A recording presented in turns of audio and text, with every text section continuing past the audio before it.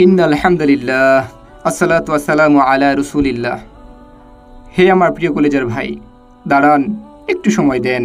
এই সময় তো আল্লাহরই দান।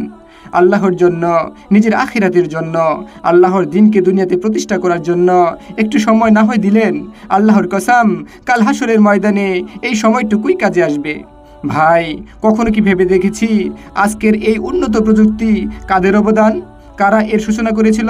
আজ আমরা গর্ব করি আধুনিক দুনিয়া নিয়ে, কিন্তু ভুলে গেছি এই বিজ্ঞানের ফাউন্ডেশন একদিন ছিল মুসলিম জাতির হাতেই। আল খোয়ারিজমি, যিনি ছিলেন অঙ্ক ও গাণিতিক পদ্ধতির আধুনিক রূপ প্রবর্তক, তার হাতেই গণিতের সূচনা। ইবনে সিনা, চিকিৎসাবিদ্যার পিতা। ইবনে আল হাইথাম, আধুনিক পদার্থবিদ্যা ও অপটিক্সের ভিত্তি রচনা করেন। আল বিরুনি, ভূগোল ও জ্যোতির্বিজ্ঞানে যার বিশেষ অবদান। ওমর খৈয়াম, গণিত ও জ্যামিতির উন্নয়নে যার অবদান অনস্বীকার্য। আল জাহিজ, প্রাণীবিদ্যার প্রাথমিক ধারণা তার মাধ্যমেই আসে। ইবনে রুশদ, যিনি গ্রিক দর্শনের ইসলামী ব্যাখ্যা এবং ইউরোপীয় রেনেসার উপর প্রভাব বিস্তার করেন। আল রাজি, যিনি গুটি বসন্ত ও হামের প্রথম পার্থক্য ব্যাখ্যাকারী। আল ফারাবি, যার বিশেষ নাম the second teacher of the world, বিজ্ঞানী এরিস্টটলের পরেই যার অবস্থান। আল ইদ্রিসি, যিনি বিশ্ব মানচিত্র ও ভূগোলের চিত্রায়ন করেছেন। তার মানচিত্র ইউরোপে শতাব্দীকাল থেকে ব্যবহৃত হয়ে আসছে। এরকম আরও হাজারো বিজ্ঞানী আছে যাদের নাম উপস্থাপন করা সম্ভব নয়।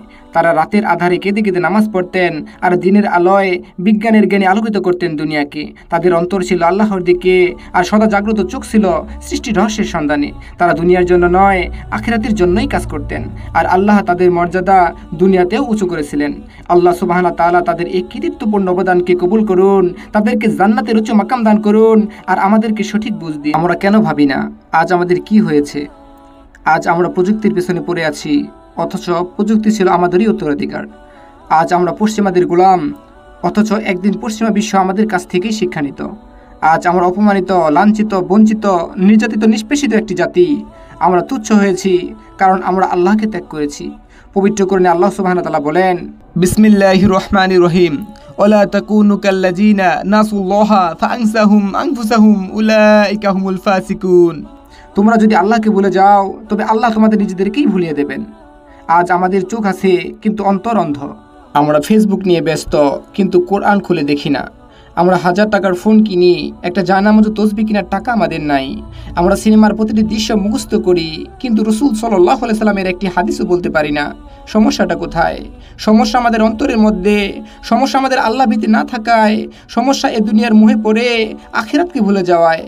রাসূল সাল্লাল্লাহু আলাইহি সাল্লাম বলেন, যে ব্যক্তি আল্লাহর ভয়ে নিজের দৃষ্টিকে সংযত করবে, আল্লাহ তার অন্তরের দৃষ্টিকে প্রসারিত করে দেবেন।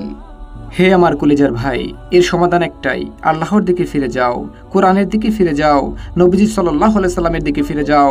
নিজেকে চিনো, অতীতকে জানো, ইবাদতকে ভালোবাসো, নফসের দাসত্ব ছেড়ে আল্লাহর গোলামি গ্রহণ করো।